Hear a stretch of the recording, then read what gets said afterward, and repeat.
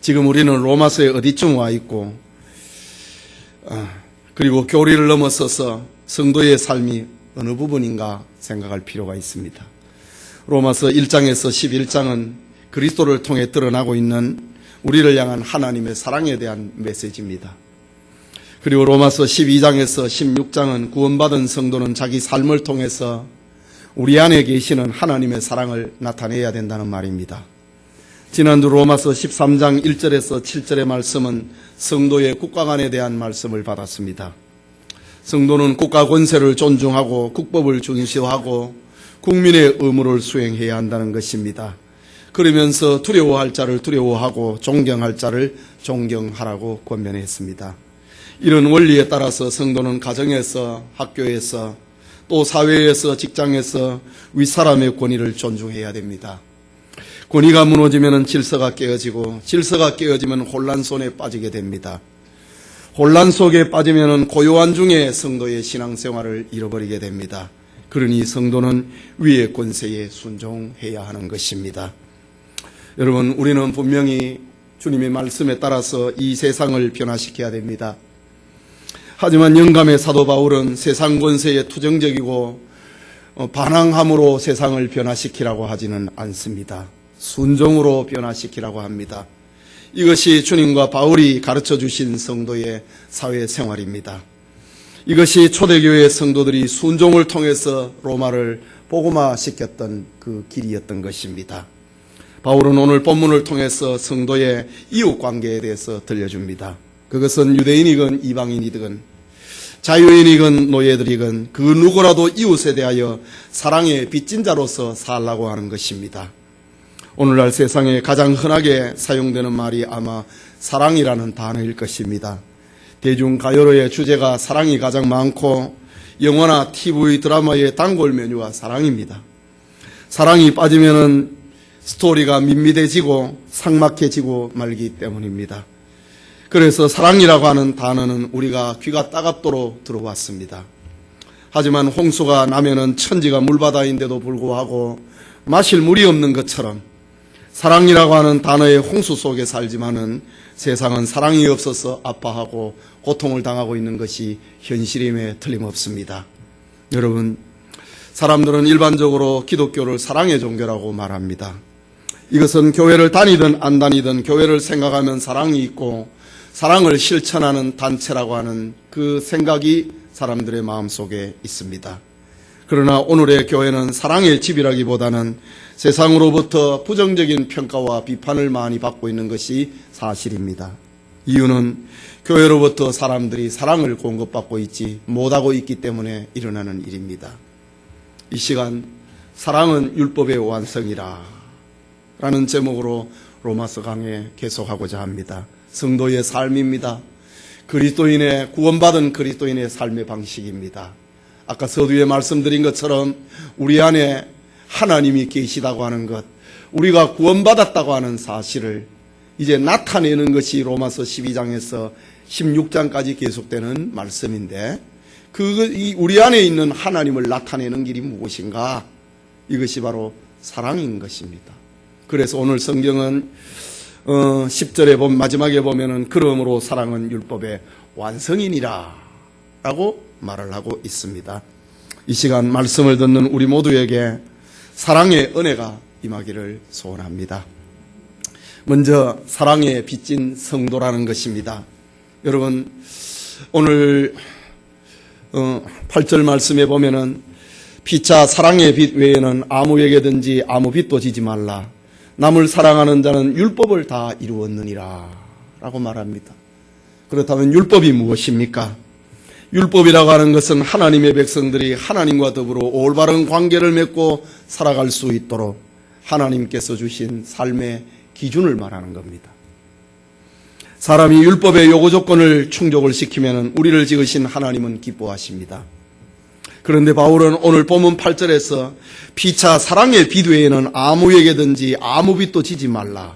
남을 사랑하는 자는 율법을 다 이루었느니라 라는 말을 들려줍니다. 그렇다면 사랑의 빚은 지고 살라고 하는 겁니다. 예. 사랑의 빚이 무엇인가? 우리 신자의 삶은, 이웃과의 관계 속에서의 신자의 삶은 사랑의 빚진 자로 살라고 하는 것입니다. 그 사랑의 빚이 무엇인가? 그 사랑이 무엇인가? 그것은 하나님의 한없는 사랑을 말하는 것입니다. 하나님은 우리를 지으시고 우리에게 생명을 주셨습니다. 그리고 그 생명을 유지할 수 있도록 호흡할 수 있는 공기를 주시고 낮에 태양과 밤에 달과 별을 주셨습니다. 이것은 하나님의 은혜입니다. 이런 것들을 가리켜서 하나님의 특별 은혜라고 합니다. 그리고 하나님께서 우리를 사랑하여 자신의 독생자 외아들을 우리에게 주셨습니다. 예수님은 우리를 위해 십자가에 죽으시고 우리 죄를 용서해 주셨습니다. 우리는 그리스도를 믿음으로 말미암아 하나님의 자녀가 되고 그리스도를 통하여 우리는 영원한 천국 시민이 되었습니다. 이런 사랑을 가리켜 특별한 은혜다라고 말을 합니다. 바울은 우리가 하나님으로부터 큰 사랑을 받았다 이거지. 이런 사랑의 빚진 자라고 하는 이런 마음을 가지고 서로 사랑하라 라고 말하는 겁니다. 그리고 이 사랑의 빚 외에는 어떤 빚도 지지 말라고 했습니다. 여기 빚지다 라고 하는 헬라 말은 오페로이라고 하는 말인데 어떤 의무를 가지고 살아가야 되는 그런 존재를 말합니다. 의무감 속에서 살아가는 거 말입니다. 이게 빚입니다. 사랑의 빚은 서로가 져야 될 의무라고 하는 것입니다. 그러면서 바울은 서로 사랑하는 빚 외에는 다른 어떤 빚도 져서는 안 된다고 합니다. 여러분 누군가에게 빚을 져 보십시오. 그 사람을 보면은 큰 부담감을 갖게 됩니다. 그게 빚진 자의 마음입니다. 빚을 졌다고 하면 그거는 당연히 의무감을 갖게 되는 겁니다. 사랑의 빚 외의 빚이 그러면 무엇입니까? 그것은 우리가 세상에서 갚아야 될 어떤 채무를 가리키는 겁니다. 누군가를부터 우리가 돈을 빌렸다고 생각해 보십시오. 돈을 빌릴 때는 사정해서 빌립니다. 그런데 일단 빌리면은 잘 갚지 않습니다. 그러면은 신자는 덕을 세우기가 힘이 듭니다. 복음 전파하는 일에 도움이 될 수가 없습니다. 돈을 빌렸으면 약속한 날짜에 정확하고 신속하게 갚아야 되는 것입니다. 그래서 성경은 사랑의 빚 외에는 다른 빚을 지지 말라고 했습니다. 신자가 세금을 내지 않는다고 생각을 해보십시오. 마땅히 그것은 갚아야 될 의무입니다. 그래서 바울은 사랑의 빚 외에는 어떤 채무도 지지 말라고 했습니다. 그래야 우리가 빚진 다른 어떤 빚을 우리가 진다면은 참 전도하기 힘듭니다. 예, 그 빚을 갚아야 그 다음에 예수 믿으라고 하는 그런 말이 우리 입에서 떨어집니다.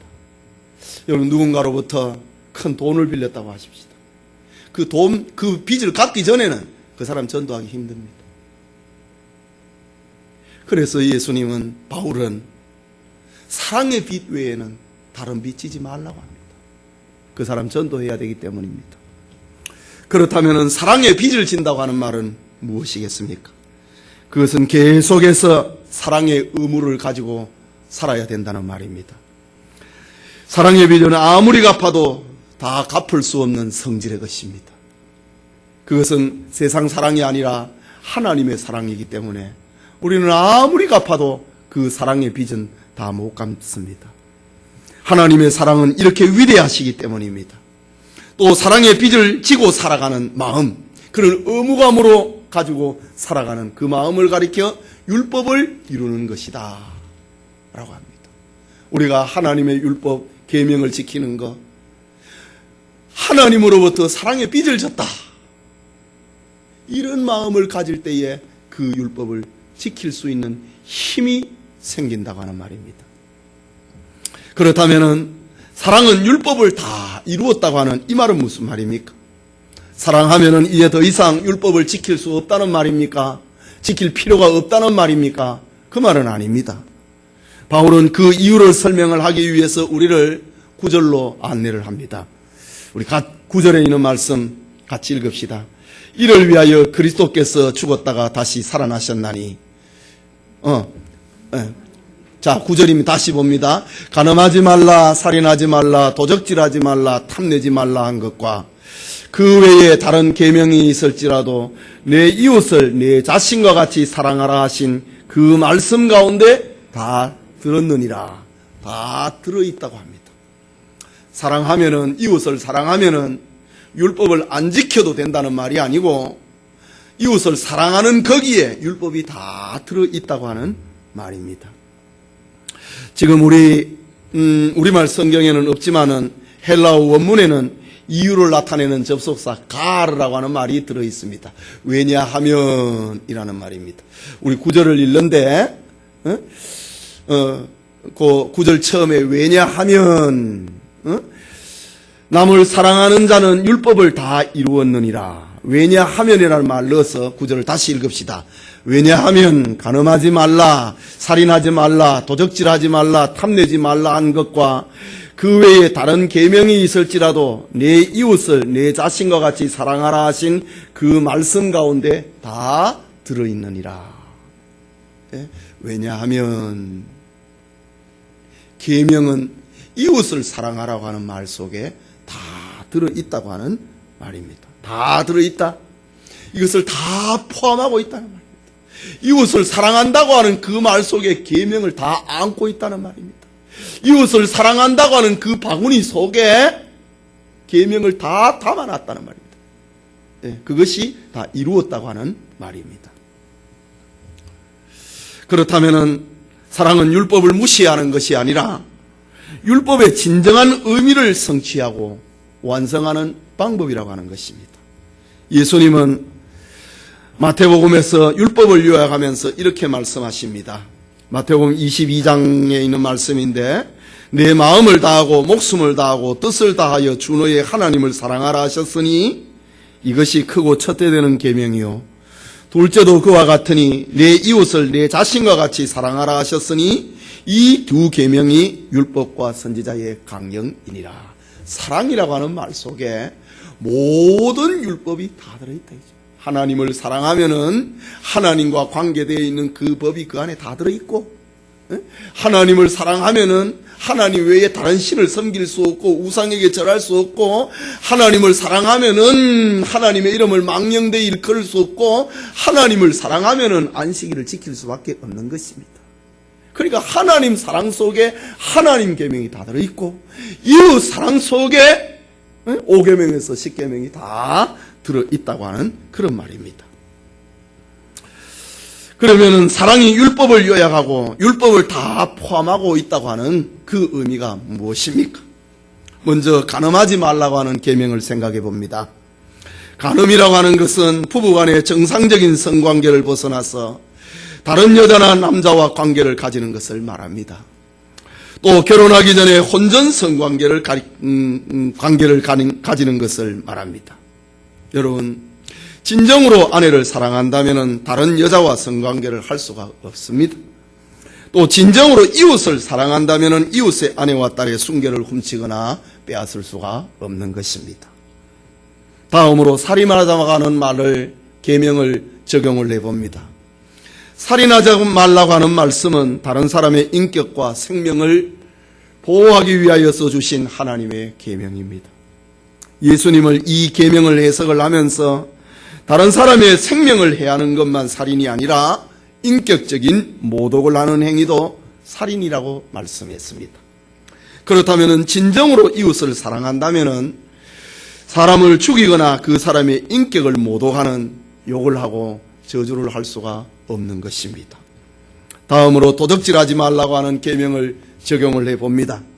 이 계명은 이웃의 소유와 재산을 보호하기 위해서 주신 하나님의 계명입니다. 이웃을 사랑한다면 이웃의 소유와 재산을 도적질하는 그런 행위를 할 수가 있나요? 없습니다. 이웃을 사랑한다면 폭력적이고 남의 것을 훔칠 수가 있나요? 그럴 수 없습니다.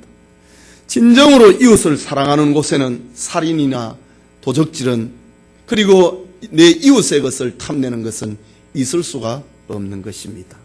이런 이유에서 사랑은 율법을 성취하는 것이다. 율법을 다 이루는 것이다. 율법을 완성하는 것이다. 라고 말하는 것입니다.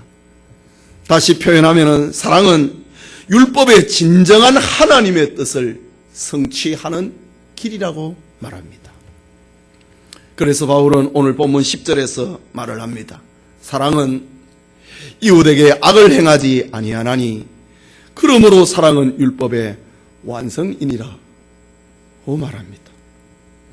하나님을 진심으로 믿고 사랑하는 사람은 분명 이웃을 자기 몸처럼 아끼고 사랑하게 된다고 하는 말입니다. 이런 삶이 바로 율법을 이루는 삶이요, 이런 삶이 바로 율법을 주신 하나님의 뜻을 성취해가는 길이라고 하는 것입니다. 그래서 바울은 사랑이라고 하는 것은 이웃에게 악을 행하지 않는다고 합니다. 오히려 악을 선으로 이긴다고 합니다. 성경은 이런 의미에서 사랑을 마태복음 22장에는 율법과 선지자의 강령이라고 했습니다. 로마서 13장 8절에서는 율법의 성취라고 했습니다. 10절에서는 율법의 완성이라고 했습니다. 이런 사랑을 가리켜서 야고보서는 최고의 법이라고 했습니다. 이런 사랑을 가리켜서 예수님은 요한복음 13장에 주님이 주신 새로운 계명이라고 했습니다.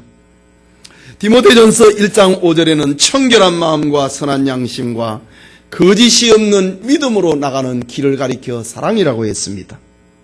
사랑은 바로 율법의 완성이라고 하는 그 의미를 알려주고 있는 것입니다.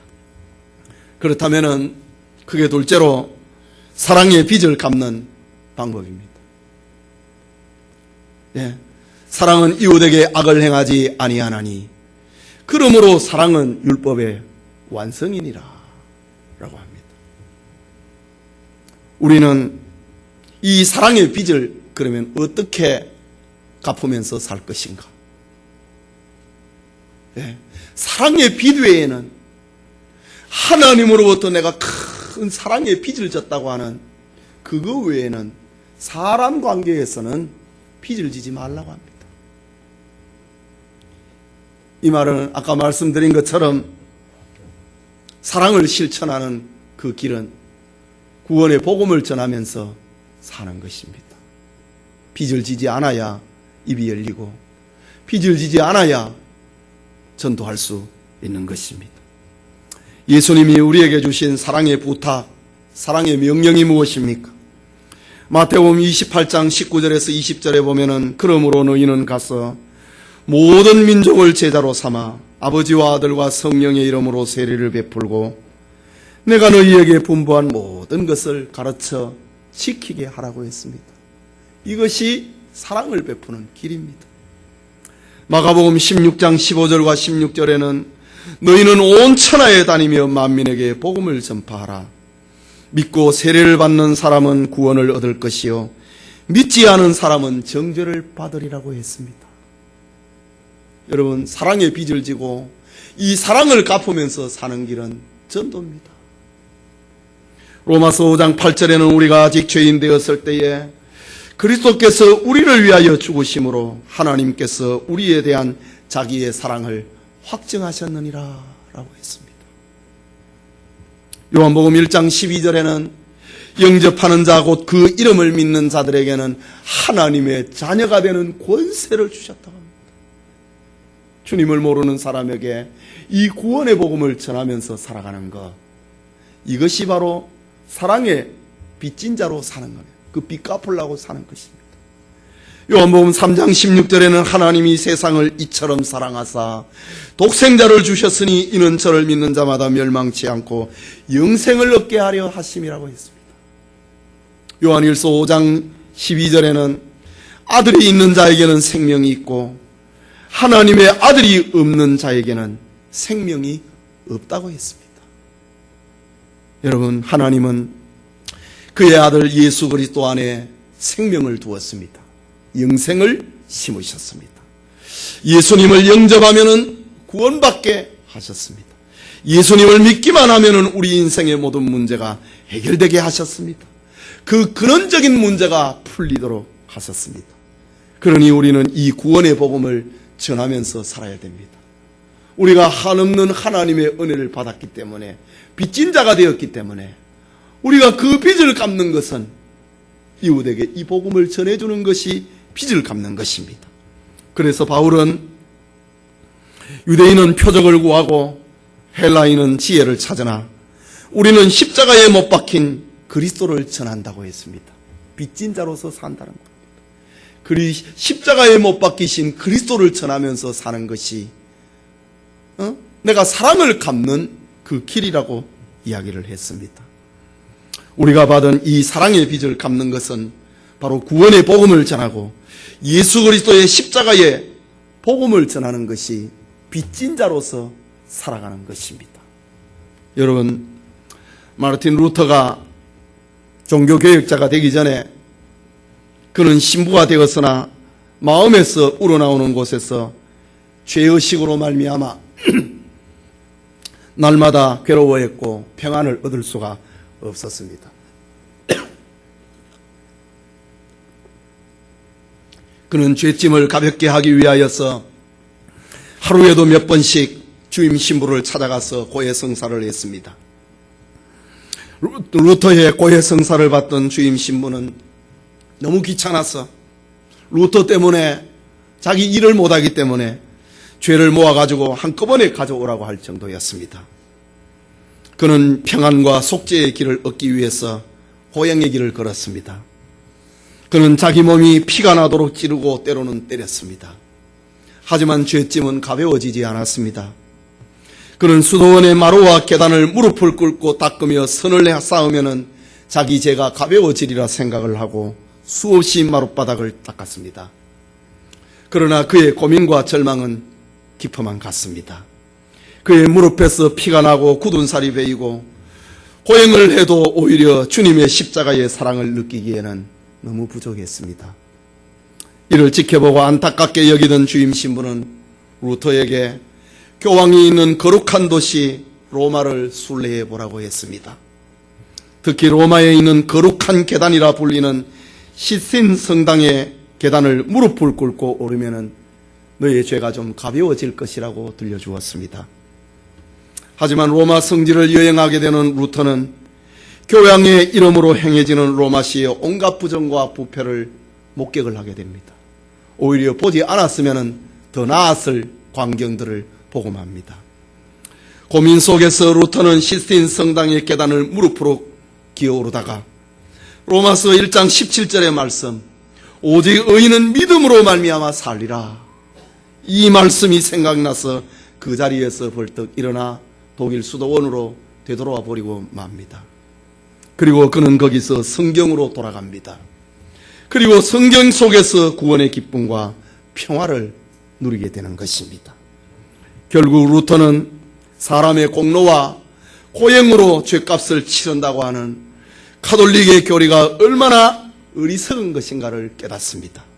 그는 95개 조항의 방방문을 교회 문 앞에 게시를 했습니다. 함께 의논하자고 토론하자고 했습니다. 그의 깨달음은 오직 은혜로 받는 구원입니다. 그의 깨달음은 오직 믿음으로 얻는 구원입니다. 오직 성경으로만 얻게 되는 구원입니다.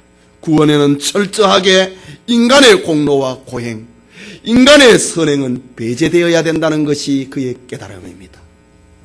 여러분, 우리는 얼마나 죄값을 치르고 그것을 씻어야 그 죄를 씻을 수가 있겠습니까? 우리의 선행, 우리의 고행, 우리의 노력은 구원에 아무런 도움을 주지를 못합니다. 구원은 전적으로 하나님이 우리에게 주시는 선물입니다. 하나님이 우리를 사랑하사 자기 아들 예수 그리스도를 보내서 십자가에 죽게 하신 그것을 통해서 우리에게 구원이 오는 것이, 우리의 선행과 노력을 통해서 구원이 다가오는 것은 아닙니다. 우리는 믿음으로 그리스도가 이루어 놓으신 구원을 받는 것입니다. 은혜로 받는 것입니다. 믿음으로 받는 것입니다.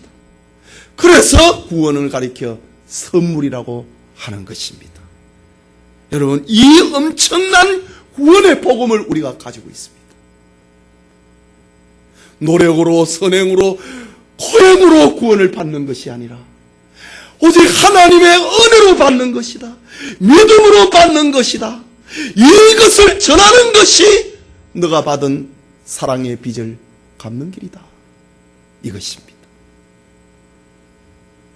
구원의 길을 몰라서 방황하는 사람, 구원의 길을 알지 못해서 고민하고 절망하는 사람, 자신이 알든 모르든 지옥으로 향하고 있는 이웃에게 복음을 전하는 그것이 바로 사랑의 빚진 자로서 살아가는 것입니다. 내가 내 노력으로, 공로로, 선행으로, 고행으로 구원 얻는 것이 아니라 오직 하나님의 은혜로 구원을 받는 것이다. 이 큰 사랑을 받았다 이거지. 이 구원의 복음을 전하면서 살아가는 것이 바로 빚진 자로서 살아가는 것입니다. 그래서 바울은 이 사랑의 빚 외에는 다른 사람에게 짐을 지지 말라고 합니다. 짐을 지면은 이 구원의 복음 못 전한다고 하는 겁니다. 이것이 바로 그리스도인의 윤리입니다. 바울이 로마서, 고린도전서 6장과 10장에 가면은 또 이야기를 합니다. 모든 것이 가하나 모든 것이 유익한 것이 아니고 모든 것이 가하나 모든 것이 덕을 세우는 것이 아니니 자기의 유익을 구하지 말고 다른 사람의 유익을 구하면서 살라고 했습니다. 다른 사람에게 구원의 복음을 전하기 위해서 네 마음대로 살면 안 된다고 하는 것입니다. 둘째로 사랑의 빚진 자의 삶이 무엇입니까? 그것은 이웃의 아픔을 위로하고 사랑하는 것입니다. 하나님은 자신이 주신 사랑의 빚을 갚을 길을 열어주셨습니다. 그것이 바로 이웃을 몸소 사랑하는 것입니다. 지난 주일 낮에 받은 말씀처럼 오늘 교회부 주보에 나와 있는 설교문처럼 어느 날 한 율법교사가 예수님께 찾아왔습니다. 율법사는 선생님에게 무엇을 하여야 영생을 얻으리까? 라고 물었습니다. 이때 예수님은 율법에 무엇이라 기록되었으며 네가 어떻게 읽었느냐고 물었습니다. 그러자 율법사는 네 마음을 다하고 목숨을 다하고 힘을 다하여 뜻을 다하여 주 너의 하나님을 사랑하고 또한 네 이웃을 내 자신과 같이 사랑하라 하였나이다 라고 대답합니다. 그러자 예수님이 네 대답이 옳도다. 이를 행하라. 그리하면 살리라고 말씀하십니다.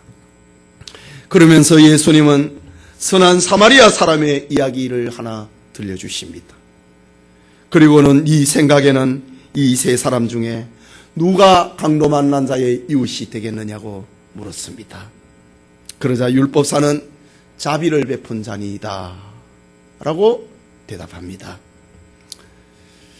이때 예수님은 가서 너도 이와 같이 하라 라고 말씀하셨습니다. 사랑을 베풀면서 전하면서 살라야지. 이것이 빚진 자로 사랑의 빚진 자의 삶인 것입니다. 사랑의 빚진 자의 삶의 첫째는 구원의 복음을 전하는 것이고 그 다음에는 정말 몸으로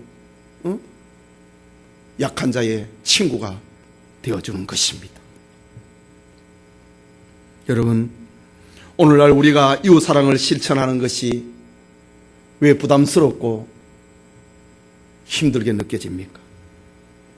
그것은 우리의 삶이 그만큼 이기적이고 자기중심으로 체질화되어 있다는 말입니다. 하지만 바울은 성도를 향하여서 이웃에게 사랑의 빚진 자로 살라고 합니다. 빚을 졌으면 갚아야 되잖아요. 사랑의 빚진 자로서 살라고 합니다. 이웃을 사랑하는 것이 하나님 사랑의 100분의 1이라도 갚는 길이기 때문입니다.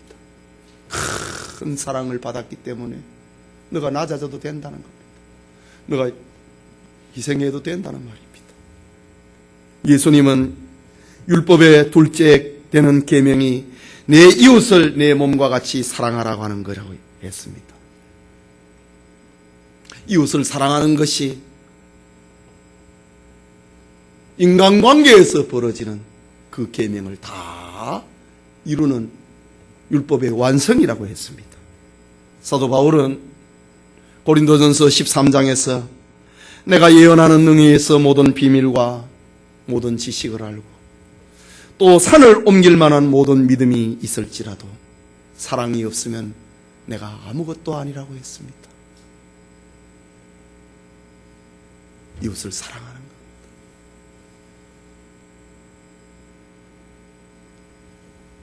여러분, 미우라 아야코가 쓴 빙점이라고 하는 유명한 소설이 있습니다. 우리 학생들 읽어보았습니까? 미우라 아야코는 평범한 주부입니다. 그는 남편이 벌어다주는 수입에 의존해서 살다 보니 자연히 살림살이가 넉넉지 못했습니다.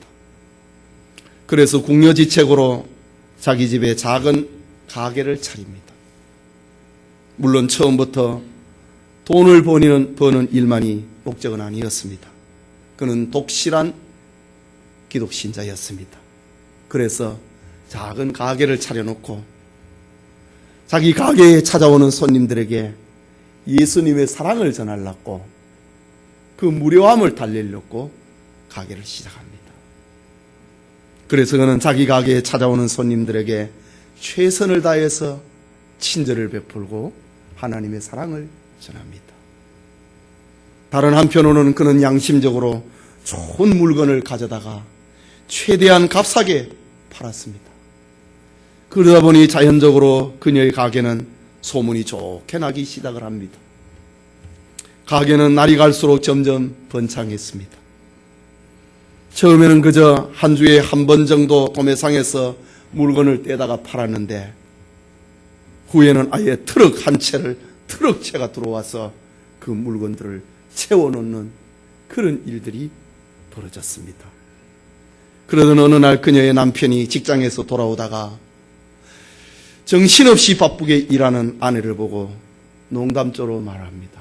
여보, 우리 가게가 이렇게 잘 되는 것은 좋은데 이러다가 우리 주변에 있는 다른 가게들은 다 문을 닫는 거 아니야?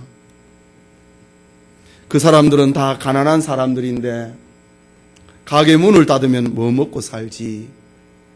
이런 농담조의 말을 미우라 아야코의 남편이 얘기합니다.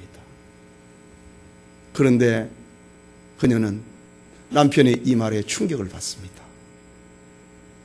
그저 많은 물건을 떼다가 값싸게 소비자한테 팔면은 그것을 잘하는 일이라고 생각을 했는데 주변에 있는 영세 가게에 대해서는 전혀 배려하지 못한 것이 생각난 겁니다.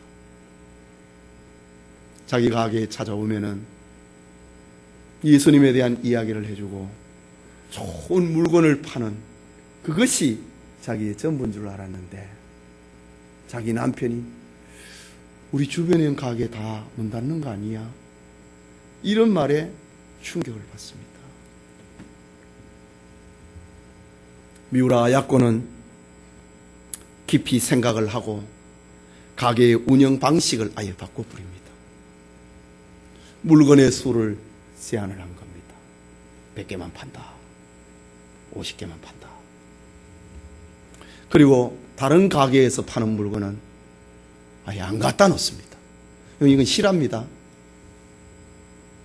그리스도인의 사랑이라고 하는 이웃을 배려하고 사랑하는 그 이야기를 지금 하고자 하는 겁니다. 다른 가게에서 파는 물건은 아예 자기 가게에는 들여다 놓지를 않습니다. 손님이 와서 없는 물건을 찾게 되면 친절하게 이웃 가게를 소개를 해줍니다. 저 가게 가면 아마 있을걸요. 그러는 동안에 미우라 아야코에게는 시간적인 여유가 생겼습니다. 물론 돈은 전보다 적게 벌었습니다. 그러나 그는 이전에 알지 못했던 마음의 기쁨을 누리게 됩니다. 그리스도의 삶의 한 단면입니다. 마음의 평안이 찾아오고 주님을 노래하는 그 삶이 시작이 됩니다. 그래서 틈틈이 자기가 좋아하는 책을 읽게 되고 자기 안에 있는 문학적 재능을 살려서 시간이 나는 대로 글을 쓰기 시작을 합니다. 이렇게 해서 완성된 책이 바로 빙점이라고 하는 소설입니다. 물론 빙점이라고 하는 이 책 속에는 사람의 원죄가 무엇인지를, 사람의 본성에 죄가 있다고 하는 것을 알려주기 위함입니다. 미우라 아야코는 자기 삶을 통해서 이걸 극복하는 그거를 얘기하고 싶었던 겁니다. 여러분, 이런 것이 그리스도인의 삶입니다. 미우라 아야코의 순수한 마음은 너무 감동적이었습니다. 현대를 사는 우리는 경쟁사회 속에서 내 사업이 잘 되고 다른 사람의 사업이 안 되면 경쟁에서 승리한 것으로 통쾌하게 여깁니다. 그런데 미우라 아야코는 자기 이익을 포기하고 이웃 가게를 배려했으니 이웃을 사랑하는 그 감동을 사람들에게 전해주기 시작하는 겁니다. 여러분, 기독교는 사랑의 종교입니다. 구원받은 성도는 이웃을 사랑해야 하는 것입니다. 사랑의 빚진 자로 사는 것이 바로 인간의 참된 평안이고 기쁨을 얻는 비결입니다. 사랑의 빚진 자로서 살아가는 것, 이것이 바로 우리에게 행복을 얻는 비결인 것입니다. 예배드리는 성도님, 그리고 또 우리 학생들, 사랑의 빚진 자로 이웃을 배려한다고 그래서 1등을 놓치라고 하는 그런 말은 아닙니다. 내가 1등하면 제가 2등 하면 안 되지, 그런 표현은 아닙니다. 살아가면서 이웃을 배려하면 그런 삶을 살아야 된다는 겁니다. 오늘 성경의 사도 바울은 피차 사랑의 빚 외에는 아무에게든지 아무 빚도 지지 말라고 합니다. 우리가 서로에게 물질의 빚을 졌다면 그 빚을 다 갚고 나면 더 이상 부채의식을 가지지 않아도 됩니다. 그러나 성도가 받은 사랑의 빚은 영원히 갚고 날마다 지고 날마다 갚아야 될 빚입니다. 이것은 우리의 힘으로 하나님의 사랑의 빚을 갚을 수 없기 때문입니다. 그렇게 엄청난 빚을 우리는 하나님으로부터 진 것입니다. 초대교회 교부였던 오리겐이라는 사람은 이런 말을 남깁니다. 우리 성도가 항상 같이 있어 우리를 떠나지 않을 것이니, 성도들은 우리랑 같이 살고 있다, 이 말입니다. 이 사랑의 빚은 우리가 날마다 갖고 영원히 져야만 할 것이다. 초대교회의 성도들의 그 모습입니다. 예. 우리의 사랑의 대상은 늘 우리와 함께 있다고 하는 겁니다. 우리가 이 빚은 우리가 날마다 갚아야 되고 영원히 갚아야 될 빚이다. 오리겐은 이렇게 우리에게 들려줍니다. 금주에 있을 초기 한국교회 역사 탐방을 통해서도 우리가 알게 되겠지만은 우리나라에 처음 온 선교사 중에 아펜젤러가 있습니다. 그는 1885년에 우리나라에 처음 선교사로 들어와 선교 활동하던 18년째가 되는 해였습니다. 1902년 6월 11일에 목포에서 열리는 성경 번역회의에 참여하기 위해서 인천에 있는 제물포항에서 배를 타고 목포로 가던 중이었습니다. 배는 군산 앞바다쯤 왔을 때에 다른 배와 침몰해서 충돌을 하고 호마 배가 침몰을 하고 숨을 거두게 됩니다. 이때 생존자의 증언에 의하면 당시 아펜젤러는 1등 선실에 있었기 때문에 얼마든지 자기 목숨을 구할 수 있었다고 합니다. 하지만 배 아래 칸, 돈이 없는 사람들이 들어가게 되는 3등실에 있는 자기 가방을 들고 가는 조수, 한국인 조수와 그리고 방학을 맞이해서 집으로 돌아가던 이화학당의 여학생 하나를 구하러 들어갔다가 44살의 젊은 나이에 목숨을 거두고 맙니다. 당시 미국인들은 그의 죽음을 애석하게 여기면서 아펜젤러는 총명하고 잘생긴 사람이었다. 미국에서 얼마든지 장래가 보장된 사람이었다. 그가 낙후된 한국에서 죽은 것은 참으로 슬픈 일이다. 라고 당시에 신문 지면에 아펜젤러의 죽음에 대한 이야기가 실렸습니다. 여러분, 왜 장래가 촉망된, 장래가 보장이 된 총명한 미국의 젊은이가 박해받는 한국에 와서 복음을 전해야 되고 또 자기 조수와 여학생을 구하려다가 목숨을 잃어야 했습니까? 그는 하나님을 사랑하는 마음이 너무 컸기 때문입니다. 사람이 친구를 위하여 죽는 것보다 그보다 더 큰 사랑이 없다고 예수님은 말씀하셨지요. 복음의 불모지 한국에 와서 복음을 전한 것도 사랑의 빚을 갚기 위함이었고 44살의 젊은 나이에 바다에 빠진 여학생을 구하기 위해서 자기 목숨을 내놓는 것도 다 하나님의 사랑을, 그 빚을 갚기 위함이었습니다. 하나님을 사랑하는 마음이 한국 사람들에게 구원의 복음을 전하였고 하나님을 사랑하는 그 사랑의 빚이 바다에 빠진 여학생을 구하려다가 자기 목숨을 잃는 순교의 자리에 서게 된 것입니다. 예배드리는 성도님, 그리고 우리 SFC와 청년 친구 여러분, 하나님 앞에 빚진 마음으로 사는 사람은 이웃을 진심으로 사랑하는 사람입니다. 그 사랑의 빚을 갚는 길은 이웃에게 복음을 전하고 희생적인 사랑을 실천하는 것입니다. 착한 행실로 성도의 고유한 본질을 회복을 하고 사랑을 회복을 하고 하나님께 영광을 올려드리는 우리 모두가 되기를 소원합니다.